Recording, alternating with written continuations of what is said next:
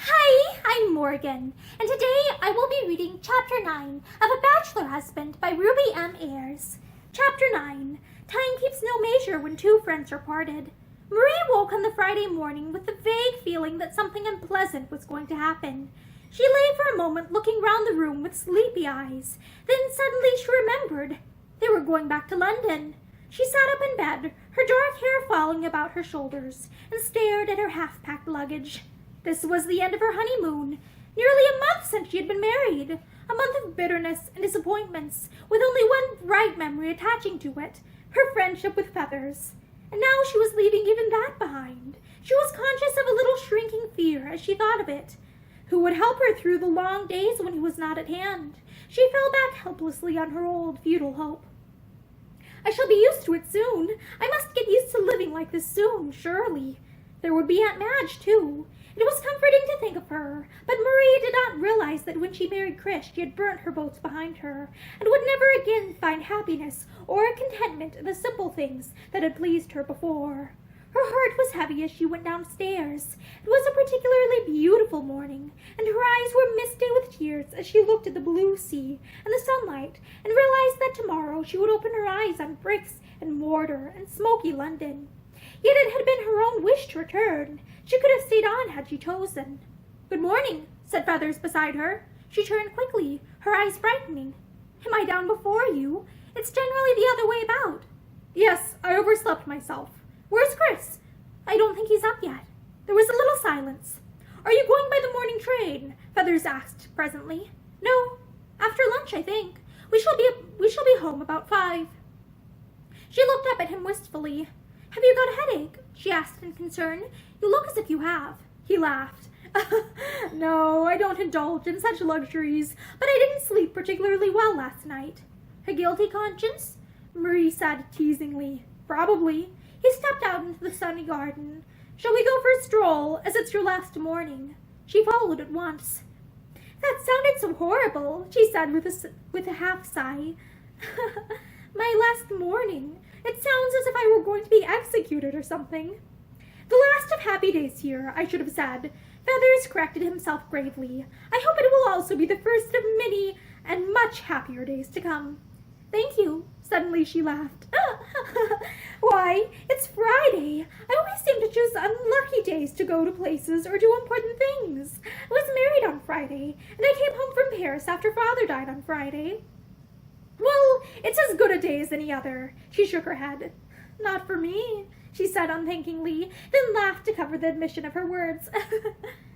I'm superstitious, you see." "Absurd." "I know it is, and I never used to be." "I don't believe you are now," he declared. "What are you looking at?" Marie had stood suddenly still and was looking down on the sands. The tide was out, and a man and a woman were walking along together close to the water's edge. "It's Chris and Mrs. Harriet," Feathers said quietly. "Shall we go and meet them?" He turned towards the steps leading down to the shore, but Marie did not move. She was very pale, and the look in her eyes cut him to the heart when he looked at her.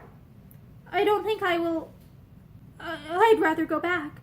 They haven't seen us," she answered.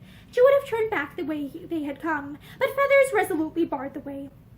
"Mrs. Lawless, don't you think it would be much wiser to come along and meet them?" he asked deliberately. She raised her troubled eyes to his. I don't want to. Why need I? Oh, do you think I must?" He tried to laugh, as if it were a subject of no importance. "Why not? They have probably seen us." He could see refusal in her face, then all at once she gave in. "Very well."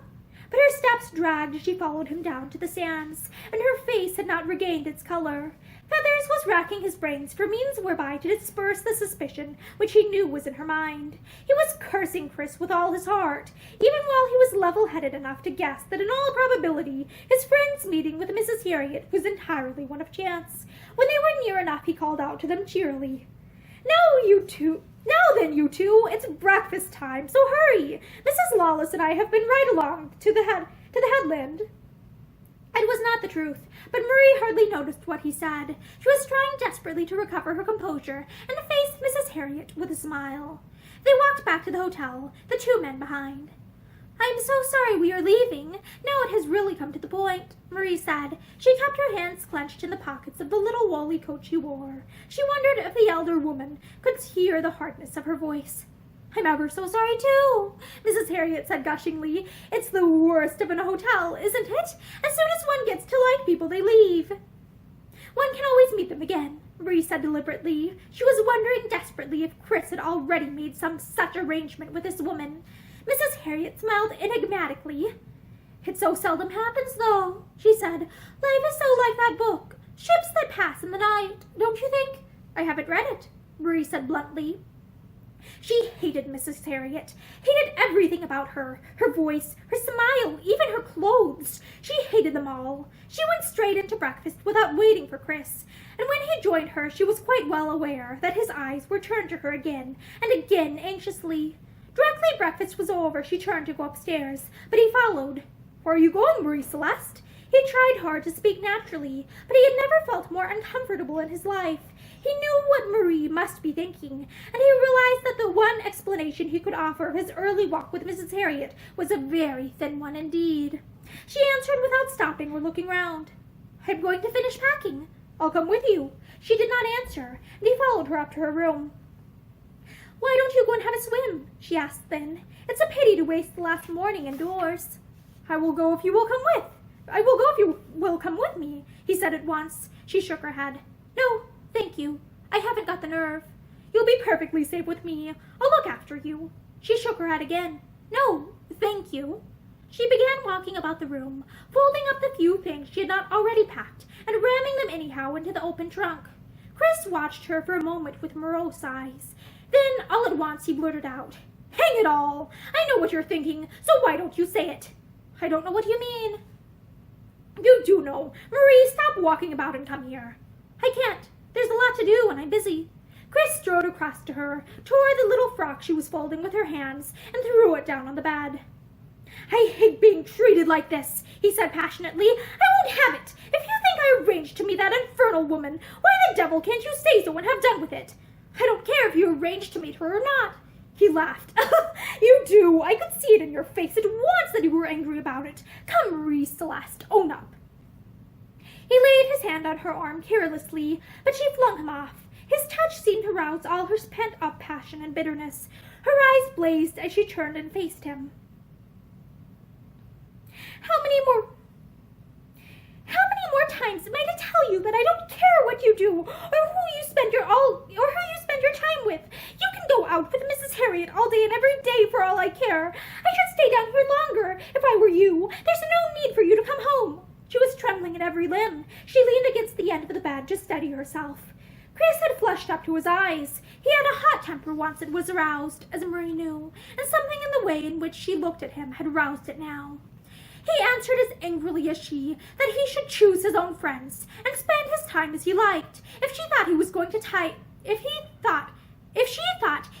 be tied to her apron strings for the rest of his life, she was mistaken. He had been used to having his own way, and he was going to continue to have it. Having relieved himself of a few more violent remarks, he calmed down a little, strode over to the window, and flung it wide. Dash it all! He went on presently, more quietly.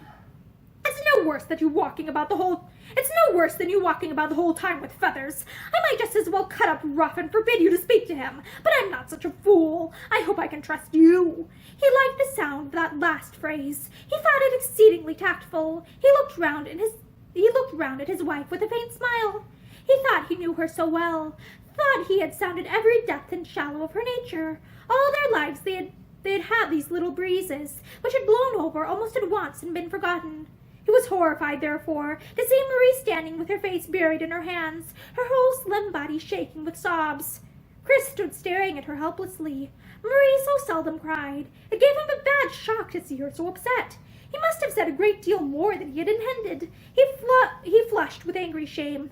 Marie, for heaven's sake! He went to her and put his arms round her, clumsily, but still with something comforting in their clasp. Don't cry, for God's sake, he begged agitatedly. What did I say? Whatever it was, I didn't mean it. You know that. He pressed her head down against his shoulder, keeping his hand on her soft hair. Sorry, Marie Celeste, he said humbly. I was a brute. I It shall never happen again. She pushed him gently from her, walking away to try and recover herself. It's all right, she said presently with an effort, her voice broken by little sobbing breaths. It's all right. Please go away and leave me alone. She was bitterly ashamed to have broken down before him, he who so hated tears and a scene. She dried her eyes fiercely and tried to laugh.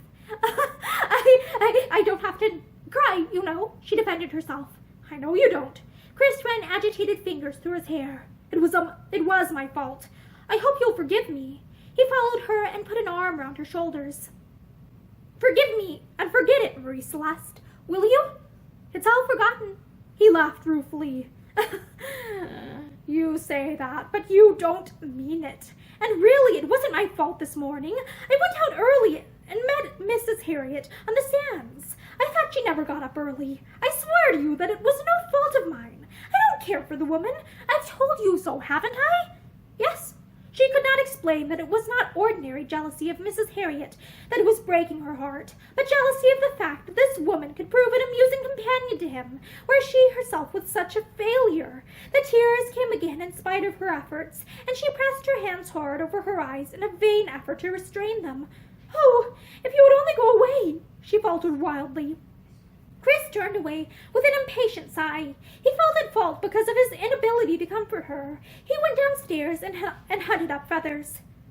Come on out for a walk, he said gruffly. Feathers looked up from his paper, saw the frown on his friend's face, and rose. Right-o! Where's Mrs. Lawless? Packing. It seems a pity for her not to get all the air she can, as it's her last morning. I asked her to come out, and she refused. They went out together. Chris walked along, his hands in his pockets, his shoulders hunched dejectedly. Feathers was perfectly well aware that something was wrong, but asked no questions, and presently Chris broke out wrathfully. What the devil a man wants to get mixed up with women for, I'm hanged if I know. Feathers was looking out at the sea, and his face changed a little as he asked carelessly. Well, who has been getting mixed up with them? No one in particular that I know of. I simply made a remark. Oh, I see. There was a faint sneer in Feathers' voice, and his eyes looked grim. He knew that if he waited, Chris would presently explode again, and he was right. Marriage, said Chris, with the air of one who has suddenly lighted upon a great and original discovery, is a damned awful gamble, and that's a fact. Feathers stopped to knock the ashes from his pipe against a wooden post. It's not compulsory anyway, he said quietly. After all, men marry to please themselves. Or to please someone else, said Chris with a growl. There was a little silence. Or for money, said Feathers deliberately. Chris stopped to kick a pebble off the promenade to the sands below, and he answered his friend gloomily. Nobody but a fool would marry a woman for her money. Feathers stared. He opened his mouth as if to speak, but closed it again with a little snap. After all, what use was it to raise an argument? He did not want to quarrel with Chris, and yet he knew that he had never had a better reason for doing so. When are you coming back to town? Chris asked after a moment. Don't know. Haven't made up my mind yet. Feathers looked at Chris quizzically. Suppose you'll rather drop out of things now, eh? He asked. Chris stared. Drop out? Good Lord, no, he flushed angrily. What do you mean? Because I happen to have gotten married? It generally makes a difference, Feathers said lightly. Not in my case. Marie's a sensible girl. Dash it! I've known her all my life. Yes. That's the trouble. What the deuce do you mean? I mean that you're rather apt to lose sight of the fact that she's no longer a kind of sister to you, but a wife, Feathers said quietly. Also, I suppose that when you were kids together, she spoiled you like the devil, and it looks as if she means to go on spoiling you. Chris laughed in amusement. Spoils me? Marie spoils me, that's good. He really thought it was. Like most men whose chief ambition it is to see that they get their own way, no matter at what inconvenience to others. He was quite unconscious of the fact. He really thought he was rather an unselfish man. He certainly considered that perhaps, with the exception of the little scene this morning, when he had lost his temper, he had treated Marie rather well. You don't understand women, my dear chap, he said cheerily. Feathers looked at him squarely. Do you? He asked. Chris looked rather nonplussed. Well, perhaps I don't, he admitted, and perhaps I don't want to. I prefer a man's company any day to a woman's, you know. You know that. Except Marie's, of course, he added hastily. There was a little silence. "What do you think of my wife, anyway?" he asked, with a rather forlorn attempt at jocularity. "What do I think of her?" Feathers echoed. "Well, she's all right," he added lamely. He stopped and bared his head to the cool sea breeze. "Hadn't we better turn back?" he asked. They strolled back to the hotel together. A perspiring porter was staggering across the lounge with Marie's luggage. Chris's portmanteau and suitcase stood all ready by the door. "We're not going till after lunch," Chris said. "They turn you out of your rooms in a hurry, don't they? I wonder where Marie is." "She's sitting over there in the window," Feathers answered. He had seen Marie as soon as they entered the lounge, seen something in her face, too, that pierced his heart like a knife as he turned deliberately and walked away from her. He had been prepared to dislike Christopher's wife because he had thought she would rob him of his friend, but in the last 3 weeks something seemed to have played pitch and toss with all his preconceived ideas of marriage and women. He went out into the garden and stayed there until he knew that lunch must be almost finished. Then he strolled in. Chris and his wife were in the lounge, dressed for traveling. Marie was looking anxiously towards the door as he came slowly forward, and her wistful face lightened as she saw him. "Where have you been?" Chris demanded. "We're just off, you old rotter." I didn't know it was so late." He looked at Marie. "I hope you'll have a pleasant journey back," he said. The words sounded absurdly formal and unlike him, and the girl's face flushed in faint perplexity. "Thank you. I hope we shall." There was a taxi at the door, piled with luggage. Mrs. Harriet was close by, dressed in a very smart tweed costume, and with her golf club slung over her shoulder. She looked at Chris commiseratingly. "You poor old dear, going back to smoky old London. Don't you wish you were coming out on the downs with me?" Chris laughed and held out his hand. "Goodbye, Mrs. Harriet. Goodbye, and what do people say until our next merry meeting?" She shook hands with Marie. "Goodbye, you dear thing, and I'm so glad you're so much better." Feathers was standing by the door of the taxi, his rather shabby slouch hat tilted over his eyes, his hands thrust into his pockets. Marie turned to him. "Goodbye, Mr. Akers." "Goodbye, Mrs. Lawless." He shook her hand in his big paw, squeezed it, and let it go, standing back to make room for Chris. Several of the hotel visitors, who had been rather friendly with Chris, came clustering for a last word. "See you in town, old chap. Cheerio! Don't forget to look me up. You've got my address." The taxi driver interposed. "You ain't got too much time for the train, sir." "Righto. Goodbye." The taxicab wheeled about and out into the road. A sudden mist blurred Marie's eyes as she turned in her seat for a last look. She had been unhappy here, and yet something within her shrank from the thought of leaving it all behind. She had grown to dread the future. In her nervous, apprehensive state, she had no hope that this fresh step would be for the better, and she shrank from further pain and disappointment. When the cab had vanished down the road, Mrs. Harriet turned to Feathers. "You haven't had any lunch," she said. No, I'm not hungry," he said absently. He walked away from the door and into the hotel. The lounge was crowded with people, laughing and chattering together, and as he passed the inquiry desk, he heard one of the clerks say, "We shan't have a room vacant for 3 weeks. I don't remember when we were so full." Was the hotel full? Feathers turned and looked round the crowded lounge as he went slowly up the stairs to his room. Strange that it seemed more empty and deserted to him than ever before. And then there is a section break. As the train drew slowly out of the station, Chris looked across at his wife with a rather nervous smile. "Well, that's the end of her honeymoon," he said grimly. "Yes." Marie had quite recovered from her breakdown of the morning, and she answered quietly enough. We've had a good time, haven't we?" "Have we? Opinions differ, I suppose." She took no notice. "I've never stayed in a hotel before," she went on, "so I suppose that's why I enjoyed everything so much. It will seem very quiet with Aunt Madge, won't it?" "We need not stay with her." "I think we must for a week or two, till something can be arranged." Chris threw down a magazine he had picked up. "What sort of arrangement would you like?" he asked. "I want you to please yourself in every way without considering me." He paused. I've got some rooms at Knightsbridge, you know," he went on casually. "I'm not at all sure that it wouldn't be a good idea to keep them on for a while." Marie caught her breath with a little stifled sound. "Keep them on?" she echoed. "Yes, They're only bachelor rooms, but I've had some pretty good times there, and they might be handy until we can find something better. Yes. So I don't want you to feel tied at all, he went on. I want you to do as you like, you know. Have your own friends and go about. There isn't any need to worry about money. There's plenty. Yes, she said again stupidly, then. I suppose Father left a great deal. He did, yes. I didn't bother you about the will. It wasn't necessary, but of course, everything has been properly drawn up. Yes, she was not interested. What did mere money matter? It could not buy for her the only thing she wanted in the world. They seemed to have left the sunshine behind them with the sea, for as they neared London, the sky grew overcast, and large raindrops splashed down and against the windows. Marie looked at Chris. The last time she had traveled this way was when she was summoned from Paris at her father's death.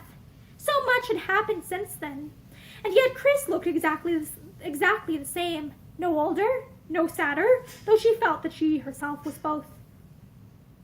I hope Mr. Dacres will come and see us soon, she said impulsively. Chris laughed. I don't suppose he will. He likes a free and easy life. He'd hate it if Aunt Madge expected him to get into dress togs every evening. Would he? She felt despondent. She supposed that she could not expect anyone to wish to come and visit her. She thought of her friend, Dorothy Webber, with envy. If only she had been like Dorothy, full of go and a great sportswoman, Chris would at least have been pleased to be with her for the sake of mutual tastes and agreeable companionship.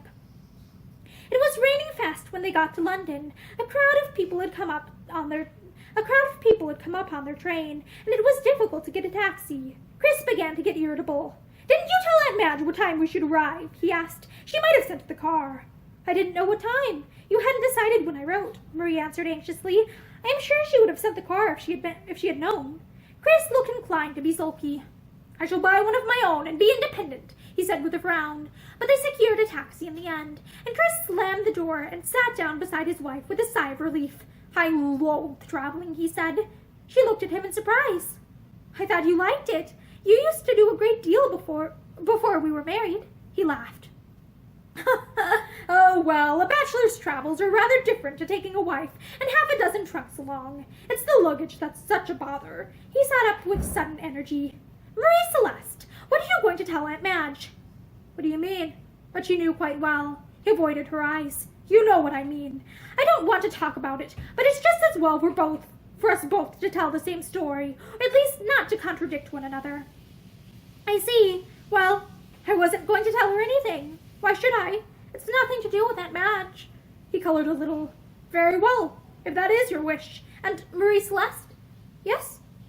I hope you've forgotten about this morning. I lost my temper. I ought not to have spoken to you as I did. It's all quite forgotten, she assured him steadily. His face cleared. That's good. I don't want the old lady to think things are wrong already. Marie almost laughed. Wrong already? He spoke as if the scene in her room that morning had been the first storm to mar a honeymoon of otherwise complete happiness.